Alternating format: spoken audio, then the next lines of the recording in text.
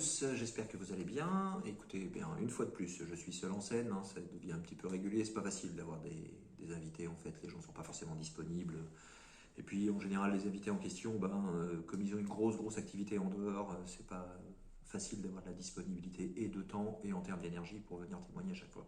Cela dit, charité bien ordonnée commence par soi-même, on va commencer par des bonnes nouvelles. Vous allez voir, je suis un petit peu moins comment dirais-je, un petit peu moins gai que la semaine dernière parce que y a des choses qui s'aggravent quand même sérieusement. Mais on va commencer par quelque chose de très positif. Et bien ce jeudi, comme vous avez dû l'entendre si vous avez écouté la dernière vidéo de Florian Philippot sur sa chaîne YouTube, eh bien il était présent dans notre département à Jarnac où j'ai eu le plaisir de le recevoir et de vous recevoir, vous les patriotes du Poitou-Charentes et de la Gironde, puisque vous êtes venus à la fois du département de la Charente-Maritime, de la Haute-Vienne, de la Vienne et puis de la Gironde. On était un peu plus de 100, c'était plein de toute façon. Et puis c'était, je le pense en tout cas, une soirée réussie avec une excellente ambiance et vraiment de belles personnes quoi, qui défendent exactement les valeurs que nous défendons, c'est-à-dire la liberté et le fait que logiquement les hommes politiques qui sont censés nous représenter devraient se préoccuper de nous plutôt que de se préoccuper de leurs intérêts personnels. On va y venir un petit peu dans quelques instants. Au niveau de l'actualité locale, donc, il y a eu une information qui est tombée hier, qui est une information à mon avis la plus importante de la semaine. Le Conseil constitutionnel a invalidé l'élection de Thomas Mesnier dans la première circonscription de la Charente. C'est-à-dire qu'il n'y avait que 24 voix, je crois, d'écart entre lui et le candidat défait qui était de la NUPS. Et il y a trop de problèmes d'émargement, de signature, c'était pas clair. Donc bref, le Conseil constitutionnel a invalidé l'élection, ce qui signifie que les électeurs de la première circonscription de la Charente vont pouvoir retourner dans les bureaux de vote pour avoir la chance d'éliminer un mondialiste, un macroniste, quelqu'un dont on va mettre en lien dans la vidéo le courrier qu'il avait répondu à une adhérente concernant l'importance du pass sanitaire comme outil. Ce sont exactement ces propos. Donc en fait, c'est exactement ça que ces gens-là mettent en place. Ce sont des outils permettant de contrôler, de limiter vos libertés. Ils n'ont rien à voir avec la santé, bien évidemment. D'ailleurs, si ça avait quelque chose à voir avec la santé, bien évidemment, ils réintégreraient les soignants suspendus. Je vous rappelle que nous exigeons la réintégration des soignants suspendus avec le règlement, le paiement de leurs arriérés de salaire et puis des excuses. C'est la moindre des choses. Nous sommes désormais le dernier pays à ne pas réintégrer les soignants. Nous avons probablement le président de la République le plus obtus de l'histoire de la Ve République, quelqu'un qui est dans l'incapacité de se remettre en question, de considérer que probablement qu'il s'est trompé, c'est même une certitude pour nous, mais comme cet homme n'a aucune humilité, aucune bienveillance, il n'arrive pas à revenir dessus. Alors on pourrait, si nous avions un petit peu de courage politique, je m'adresse aux députés notamment, on pourrait éjecter ce gouvernement qui ne fait que gouverner à coup de 49-3. Vous, parlementaires, qui avez été élus, qui êtes payés avec les cotisations du peuple, vous avez été élus parce que les gens voulaient une opposition à la Macronie. Ils voulaient une vraie opposition à la Macronie puisque finalement vous êtes majoritaire. Et qu'est-ce que vous faites? Rien. En fait, vous êtes incapable de voter une motion de censure, vous êtes incapable de faire ce pourquoi le peuple vous a mis à cette place-là. Vous prenez l'argent, ça c'est très intéressant pour vous, mais vous ne faites rien. Quand une motion de censure est proposée, « Ah, je ne vais pas la voter parce qu'elle ne vient pas de mon camp. » Non, le projet, ce n'est pas de savoir si elle vient de votre camp ou si elle ne vient pas de votre camp. Vos adversaires, vos vrais adversaires, c'est ce gouvernement de pantins qu'est le gouvernement macroniste. En fait, ces gens-là sont les pantins du nouvel ordre mondial. C'est pour ça que je les appelle comme ça. Ils ne font que faire diminuer, voire disparaître vos libertés individuelles. Est-ce qu'il y a un moment où vous allez mesurer la gravité de la situation dans laquelle on se trouve? Depuis que ces gens-là sont au pouvoir, notre situation n'a pas cessé de se dégrader. Et vous avez la possibilité, vous les députés, de les éjecter et vous ne le faites pas parce que vous manquez de courage. Alors ce n'est pas du tout notre cas. Nous n'avons malheureusement pas d'élus, pas encore. On a une petite opportunité avec la première circonscription de la Charente. On verra si on présente ou pas un candidat, puisque nous n'avons pas été réglés encore des dernières élections. Nous n'avons pas touché d'argent public et ça coûte de l'argent vraiment. Donc je vais faire comme Florian. Hein. Soutenez-nous. Soutenez-nous. Si vous pensez que les valeurs que l'on défend, qui sont celles de la liberté, celles de la souveraineté du peuple, je rappelle, parce qu'on m'a encore posé la question récemment, que le référendum d'initiative citoyenne est inscrit dans le programme des Patriotes depuis le départ. Et il est en toute matière. Donc si vous voulez avoir une représentation un peu plus démocratique, eh ben, peut-être, ce serait pas mal de nous soutenir. Abonnez-vous aux chaînes pour leur donner de la visibilité. Soutenez-nous financièrement surtout. Et puis défendez la cause que nous défendons, c'est-à-dire celle de la liberté, celle de la grandeur d'avoir un pays souverain. Si je vous parle d'un pays souverain, c'est parce que nous sommes complètement soumis à la BCE. Et comme nous sommes soumis à la BCE, Christine Lagarde est venue expliquer qu'à partir au maximum, juin 2023, il allait falloir mettre en place l'euro numérique avec un cadre législatif. Elle veut imposer aux États membres la mise en place d'un euro numérique. Je ne sais pas si vous percevez la gravité de cela. Si vous n'avez plus de monnaie fiduciaire, c'est-à-dire des papiers, de la monnaie, si vous ne pouvez plus acheter quoi que ce soit sans que les technocrates en soient informés, ça veut dire que vous leur laissez la liberté de vous refuser l'achat. Vous leur octroyez la liberté de vous bloquer. Par exemple, si vous aviez un passe carbone et que vous ayez dépassé votre empreinte carbone, celle qui sera arbitrairement fixée par eux. Évidemment, la quantité de carbone que vous allez pouvoir consommer, c'est eux qui vont la fixer. Alors sur quel crédit scientifique? S'ils sont aussi bons qu'ils ont été avec la gestion de la crise Covid, je pense qu'on peut quand même très largement mettre en doute leur honnêteté scientifique. À ce propos, juste une petite aparté sur le NIH. Alors le NIH, c'est Anthony Fauci, c'est aux États-Unis, c'est pas en Europe, c'est pas chez nous, mais ça démontre un petit peu la capacité de bêtise et de mensonge des gens qui gèrent ces choses-là. Le NIH a dit, s'il y a des AVC, s'il y a des thromboses, s'il y a des problèmes cardiaques, c'est parce que les vaccinés ont peur des critiques du vaccin faites par les non-vaccinés. Ouais. Eux, ils sont scientifiques, ils disent. Ouais, ils sont scientifiques.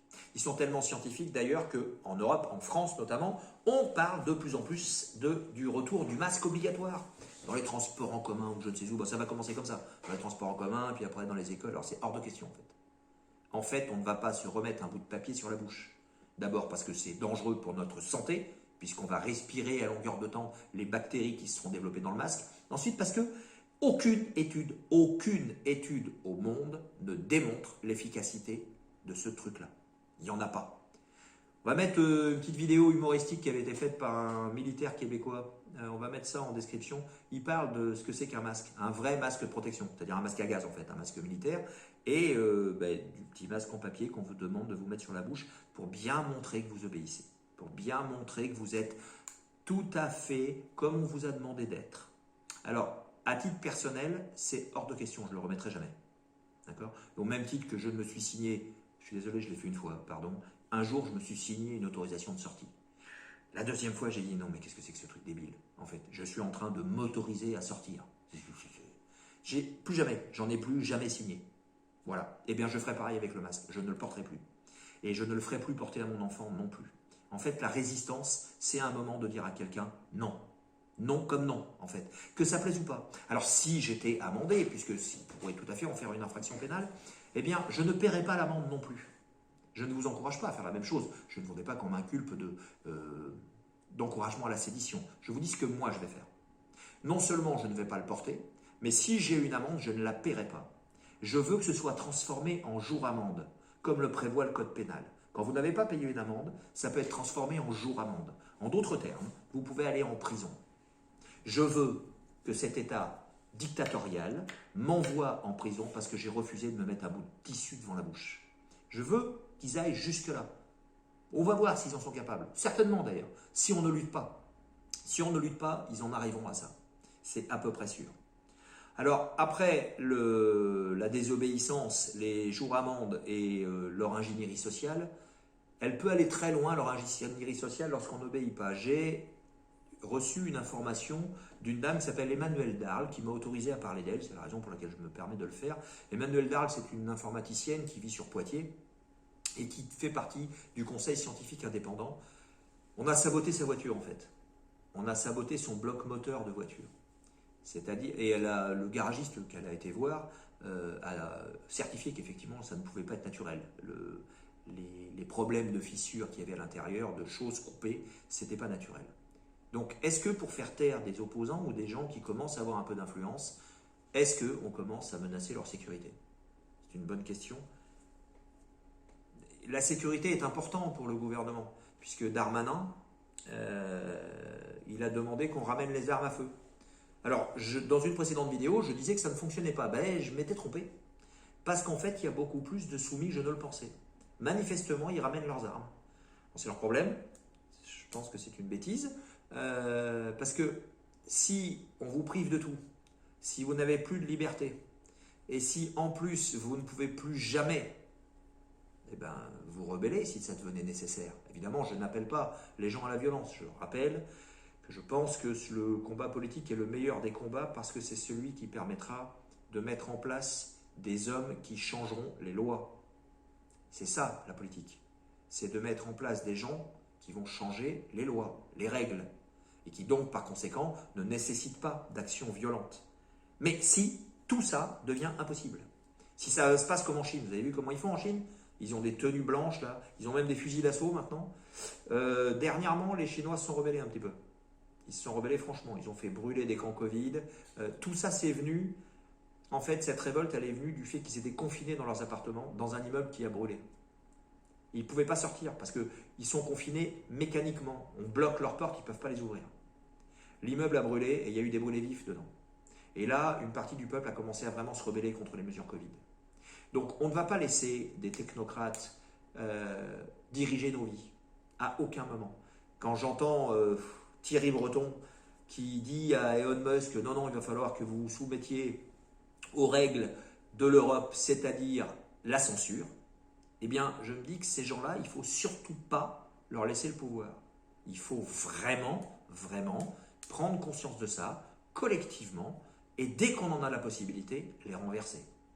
C'est le cas avec l'élection qu'il va y avoir dans la première circonscription de la Charente, on a la possibilité de virer définitivement un macroniste mondialiste. Vous avez la chance de ne plus être obligé de supporter Thomas Mesnier, qui, n'ayant plus après sa protection d'immunité en tant que député, pourra sans doute être entendu sur l'ensemble de son, de son travail, de tout ce qu'il a fait, de tout ce qu'il a fait subir, de tout ce qu'il a soutenu.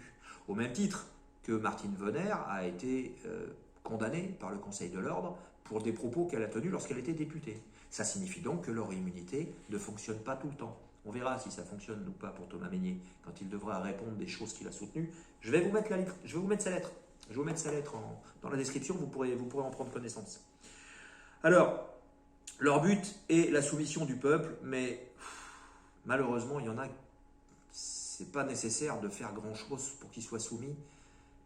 Hier, j'entendais encore quelqu'un dire c'est quand même bien avec l'application EcoWatt parce qu'ils vont vous prévenir s'ils ferment l'école de votre enfant le lendemain. Est-ce qu'il y a une application Eco-Idiot?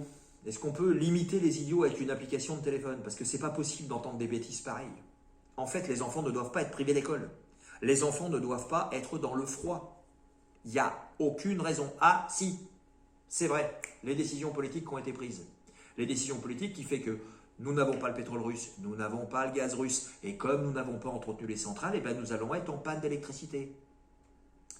Braves gens, il va falloir ouvrir les yeux. Il va falloir ouvrir les yeux sérieusement. Il va falloir sortir et commencer à dire, c'est quoi ces bêtises? Pourquoi est-ce que je suis obligé de couper l'électricité définitivement? Ça vient de gens qui n'auront pas d'empreinte carbone. Macron vient de prendre un avion pour aller aux États-Unis rencontrer le président sénile, là, Joe Biden, dont le fils d'ailleurs a quelques casseroles avec de la drogue, blanchiment d'argent, prostituées mineures, enfin bon, une belle famille. Macron est parti là-bas avec des grands patrons français. Alors, le voyage est payé par vous, parce que les patrons français, les grands, apparemment, ils ne pouvaient pas se payer le voyage. Ils sont partis là-bas. Ils ont fait un petit repas sympa, parce que comme, évidemment, il faut absolument réduire notre empreinte carbone et notre consommation, ils ont fait un repas à 500 000 $. Je ne sais pas si vous mesurez le chiffre. 500 000 $. On donne de l'argent à l'Ukraine, on met 500 000 $ dans un repas, on fait un voyage. Ça va. Vous, par contre, Non, vous, va falloir que vous vous serriez la ceinture. En fait, essayez de prendre conscience qu'ils sont en train de faire une société de caste. Ceux qui ont le droit et ceux qui ne l'auront pas. Ils veulent une société de privilèges. Et vous savez ce qui s'est passé dans l'histoire de France? Eh bien, dans l'histoire de France, s'il n'y a plus de seigneurs, c'est parce que les gueux leur ont coupé la tête. Donc, Darmanin veut savoir combien il y a d'armes cachées dans le pays. Je pense que s'il continue comme ça, il va finir par le voir. Alors, encore une fois, je n'appelle pas à la violence, mais j'entends. J'entends ce qui se dit autour de moi. Ça monte, la colère monte. Pour l'instant, ça va. Mais ça monte doucement, petit à petit, comme une cocotte minute. Alors, comme ils le savent certainement, grâce aux renseignements territoriaux, ils ont fait livrer 90 véhicules blindés anti-émeutes à Paris. Ça montre bien comment ils veulent vous traiter. Et je vais finir par une information locale à Claye, la ville de Claye. Il y a eu l'installation d'une petite coop, une petite coopérative, un petit truc alimentaire entièrement automatisé. Pour y entrer, vous avez un QR code. On vous donne un QR code pour y rentrer. Alors évidemment, vous allez payer en carte bleue. Il n'y a pas de vendeur, il n'y a pas de vendeuse. Il y a un seul pauvre gars qui est gérant et qui vient mettre les trucs en rayon, entretenir, nettoyer. Il paraît que c'est pour lutter contre la désertification rurale.